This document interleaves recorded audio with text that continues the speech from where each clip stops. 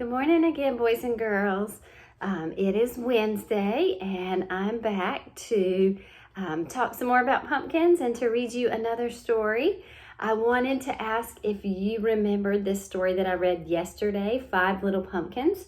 I told you when I read that is a rhyme that we will learn for the rest of this month and say. So today, instead of reading it from the book, I wanted to see if you can do the hand motions and do it with me, okay? So put up 5 fingers for our 5 little pumpkins, and we'll say it together.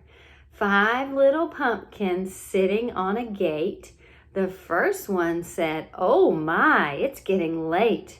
The second one said, "There are witches in the air." The third one said, "But we don't care." The fourth one said, "Let's run and run and run." The fifth one said, "I'm ready for some fun." Then, woo went the wind and out went the light, and the 5 little pumpkins rolled out of sight. That's kind of a fun rhyme, isn't it? Well, look what I brought with me this morning. It is so big. What is this?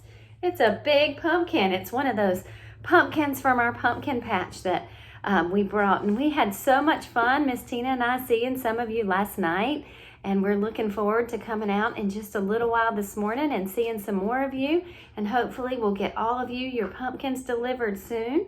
But pumpkins, they can come in all shapes and sizes, can't they? This is a big, heavy one. It's kind of round. It's got a big, long stem, and pumpkins are good for decorating, like putting them on my porch, like I had them all around me yesterday. Sometimes I like to just use plain pumpkins to decorate, and sometimes it's really fun to cut a pumpkin open and turn it into a jack-o'-lantern, just like Jeb Scarecrow did in that pumpkin patch book that I read yesterday.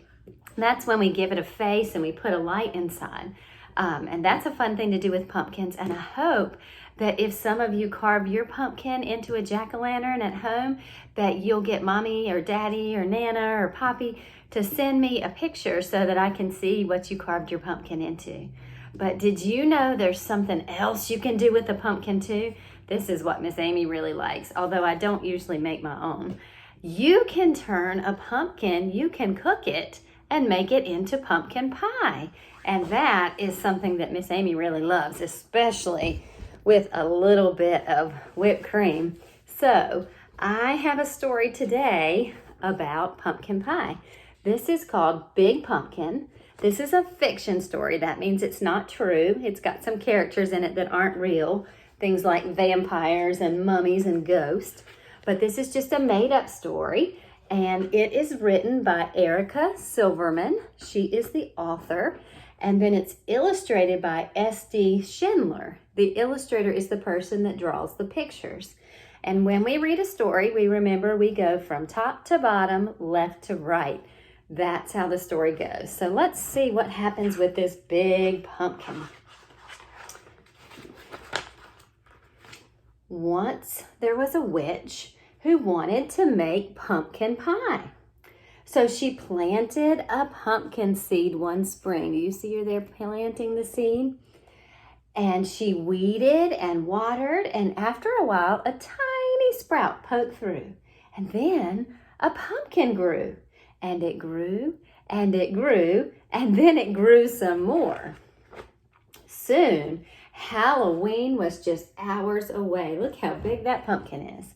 The witch thought about pumpkin pie, and she bent down to take her pumpkin off the vine. A pumpkin grows on a vine, and its stem is what connects it to the vine. That's why sometimes stems are different lengths. Well, that witch bent down, and she tugged, and she pulled. First she pulled hard, and then she pulled harder. But that pumpkin just sat. She could not get it off the vine. "Drat," said the witch. Just then, along came a ghost. "Big pumpkin," said the ghost. "It's big and it's mine, but it's stuck on the vine. And Halloween is just hours away," said the witch. And she got so mad she kicked that pumpkin. "I'm bigger than you and stronger too," boasted the ghost. "Let me try." "Humph," said the witch. But then she thought about pumpkin pie and she stepped aside. She's going to let the ghost try to get it off the vine. You think he can? The ghost bent down to take the pumpkin off the vine. Well, he pulled and he tugged and he pulled. First he pulled hard, then he pulled harder. But that pumpkin just sat. "Drat," said the ghost. "He can't get it either."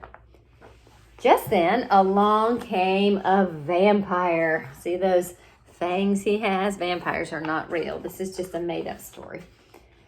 "Big pumpkin," said the vampire. "It's big and it's mine, but it's stuck on the vine. And Halloween is just hours away," said the witch. And then she kicked that pumpkin. "I am bigger than both of you and stronger too," said the vampire. "Let me try."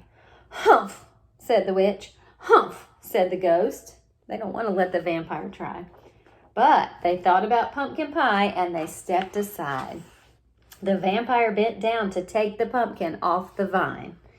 He pulled and he tugged and he pulled. First he pulled hard and then he pulled harder. But that pumpkin just sat. "Drat," said the vampire. Just then, along came a mummy. You see the mummy? "Big pumpkin," said the mummy. "It's big and it's mine, but it's stuck on the vine. And Halloween is just hours away," said the witch. And she kicked that pumpkin. "I'm bigger than all of you and stronger too," boasted the mummy. "Let me try." "Humph," said the witch. "Humph," said the ghost. "Humph," said the vampire. But then they all thought about pumpkin pie and they stepped aside. You think the mummy's going to be able to get it loose? The mummy bent down to take the pumpkin off the vine. Well, she pulled and she tugged, and then she pulled some more. First she pulled hard, then she pulled harder. But that pumpkin just sat. "Drat," said the mummy. That pumpkin is really stuck on that vine, isn't it? Just then, along came a little bat. Do you see that bat? "Big pumpkin," said the bat. The witch didn't say a word. She just looked at the ghost and rolled her eyes. The ghost looked at the vampire looked at the mummy, and they all looked at the little bat, and they started to laugh. They were thinking, what is that little bat going to do? "I may not be big and I may not be strong," said the bat, "but I do have an idea." And the bat told them what to do. Said the witch. Said the ghost. Said the vampire. Said the mummy. Wonder what the bat's idea was. But they all thought about pumpkin pie and they bent down to take the pumpkin off the vine. Oh, look what the idea is. They're going to work together. The witch is going to pull the pumpkin, and the ghost is going to pull the witch, and then the vampire, then the mummy, and then the little bat. "Ready, set, pull," said the bat. The bat pulled the mummy pulled the vampire pulled the ghost pulled the witch, and the witch pulled the pumpkin. Well, they pulled and they tugged and they pulled. First they pulled hard, and then they pulled harder.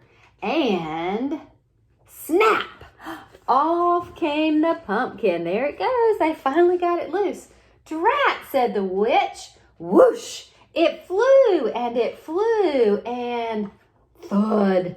It landed on top of a hill and thump, bump, thump, bump, thump, bump.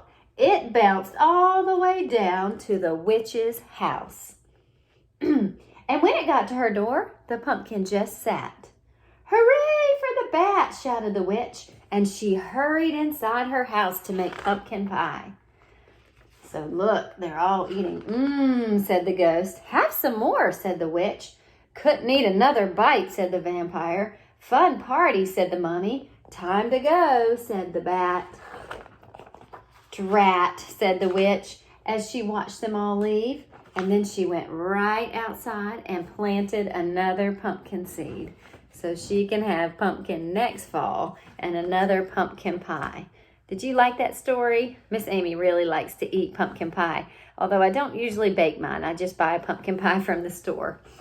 I hope you're having a good day. I'm looking forward to seeing some of you soon, and I will see you again later. Bye-bye.